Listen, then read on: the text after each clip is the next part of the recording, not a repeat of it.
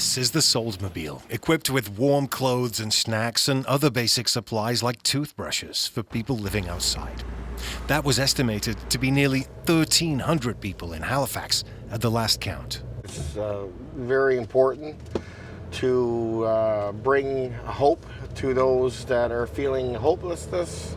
The charity Souls Harbour Rescue Mission is responding with increased hours on the road, visiting encampments to check on people.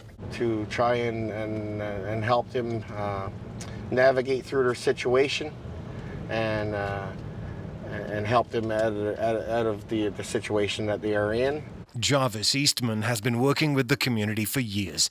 Today he's trying to help John Marangoni, who's been living at this Dartmouth encampment for 6 months.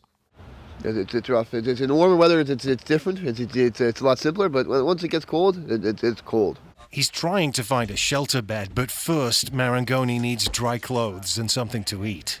Here we have some socks that we're giving out here. Actually, these came from Mary Queen of Socks. There is a mixture of rain and snow today, so his feet are cold. Once your shoes get wet, your socks get wet, everything gets wet. It's soaking wet out here.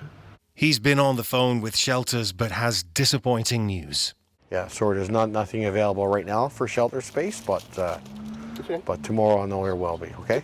He's heading back to his tent until tomorrow, but he has new warm clothes, food, and a sleeping bag. We do know that there's a bed space that's going to be saved for him to be able to get him in there tomorrow. The province says shelters and transitional and supportive housing providers report occupancy levels consistently over 90% or higher, and is why it says it has been making big investments, including adding about 200 shelter beds and nearly 700 new supportive housing units, with more of both coming in the next 2 months.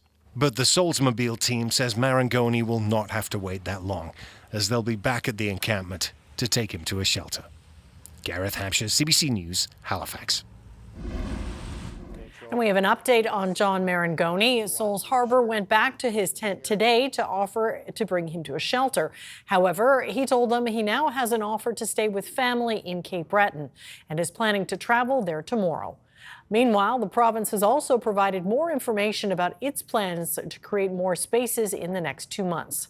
There are going to be 40 more beds in Halifax for winter sheltering, 85 new shelter village units split between Clayton Park and Dartmouth, and 180 supportive housing units across the province.